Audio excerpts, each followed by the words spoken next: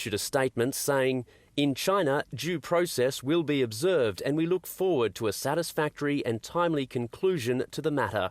Late today, a government spokesman claimed she knew nothing about the case.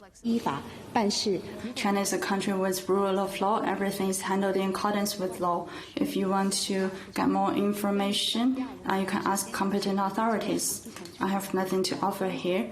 Friends here in Beijing are in disbelief that this funny, social and down-to-earth woman they know could be accused of anything serious. Many wonder if she's caught up in the middle of a diplomatic spat as an Australian working at Chinese government media. But this is still hugely embarrassing for China's government, detaining one of the faces of its own propaganda channels. Bill Birtles, ABC News, Beijing. Germany says it has unequivocal proof that Russian opposition leader Alexei Navalny was poisoned with the nerve agent Novichok. Chancellor Angela Merkel called on Russia to explain what happened, but Moscow has repeated its denials that it was behind the apparent assassination attempt. Europe correspondent Nick Dole reports. When Alexei Navalny collapsed on a flight in Siberia last month, Russian medics said there was no sign of poison. But Kremlin critics were sceptical. After he was flown to Germany, doctors there detected the nerve agent Novichok in his body. We expect the Russian government to give an explanation. There are now grave questions which only the Russian government can and must answer. Novichok's the same poison used on former spy Sergei Skripal and his daughter in the English city of Salisbury 2 years ago. While they survived, a woman who found a perfume bottle tainted with the nerve agent later died, a scenario which could be repeated in Siberia. It took 18 months to clean up Salisbury. If this stuff is lying around the airport where he was poisoned or his hotel, there's a huge threat to the local population. The UK government blamed Russia for the Salisbury attack. Boris Johnson said it was overwhelmingly likely that Vladimir Putin was behind the poisoning. The Prime Minister tweeted, "It's outrageous that a chemical weapon was used against Alexei Navalny. We've seen firsthand the deadly consequences of Novichok in the UK. The Russian government must now explain what happened to Mr Navalny." The European Union has demanded a transparent investigation. Russia has denied responsibility and disputed the German findings. We already know this scenario. It should be made clear that it has nothing to do with medical findings. It's simply a political story. But with a growing list of alleged assassination attempts, survivors and relatives are calling for Vladimir Putin to be held accountable for the actions of his regime. Nick Dole, ABC News, London. Donald Trump has blamed domestic terror for the days of violence that followed the police shooting of Jacob Blake in Kenosha. The US president ignored requests to stay away from the Midwestern city and toured areas damaged in the riots.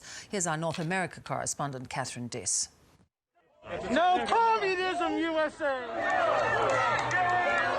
From the moment the president arrived, the city's deep divisions were on full display.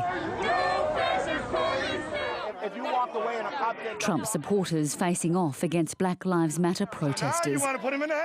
This city has become the latest flashpoint in America's reckoning on race.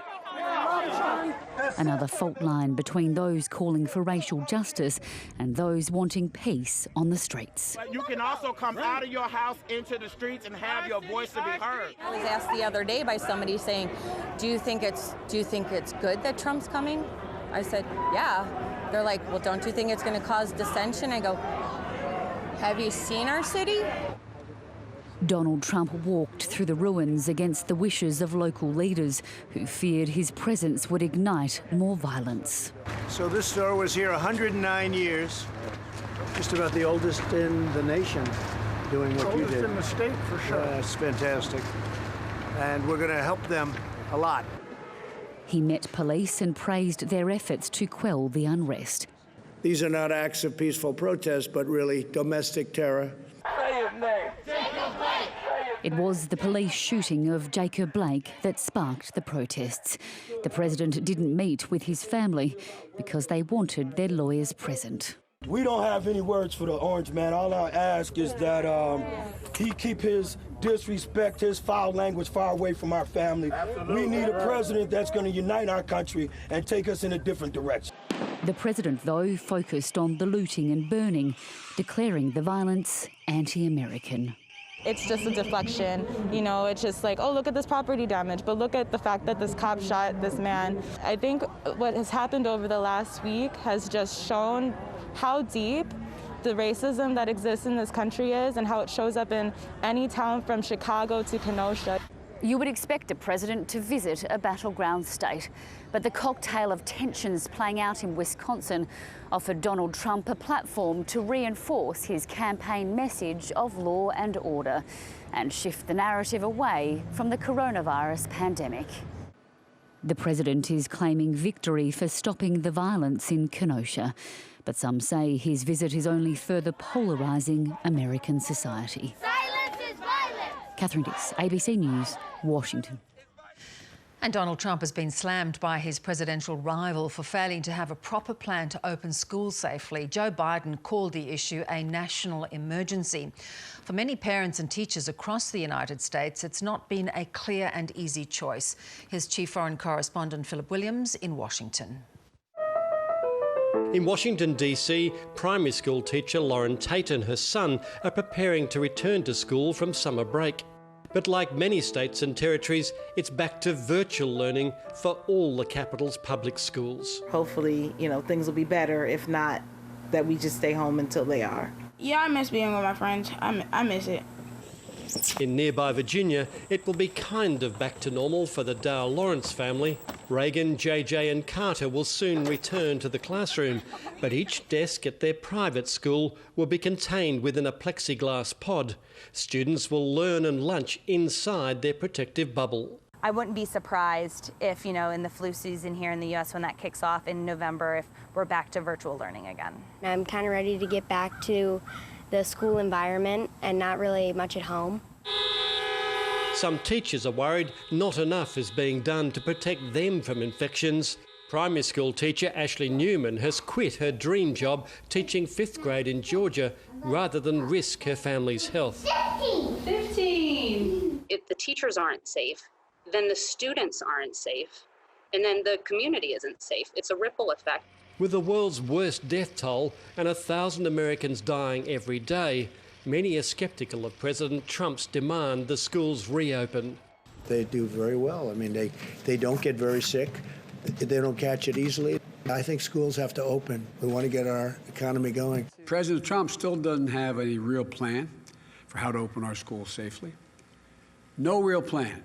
This whole school issue could be the making or breaking of President Trump. And already some schools that have reopened have had to close again because of coronavirus. Caught in the middle, 60 million children and many millions more parents just trying to do their best, educate their loved ones and keep everyone safe.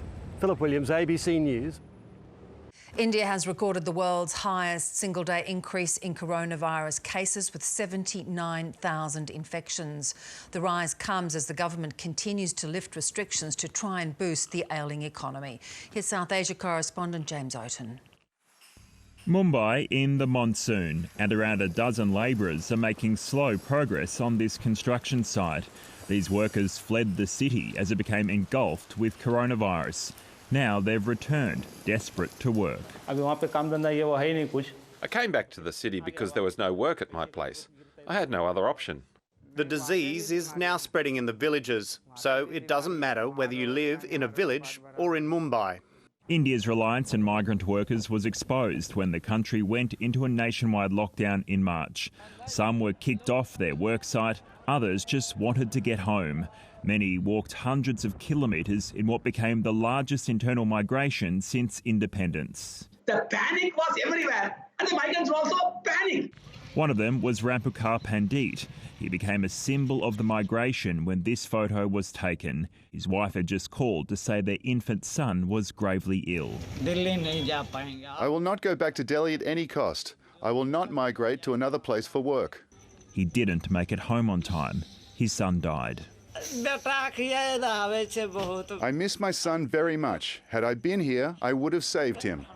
One recent survey found a third of migrant workers have ruled out returning to the cities. I think that treatment given to the migrants were so bad, they don't mind dying, even starvation, at villages rather than going back. Companies like this one are now offering sweeteners to try and lure back their staff from faraway states. But most transport options aren't available. My employer provided me a return ticket, accommodation on site, and took care of my welfare.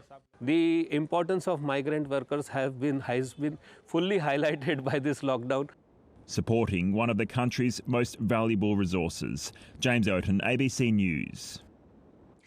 Australians stranded overseas by coronavirus.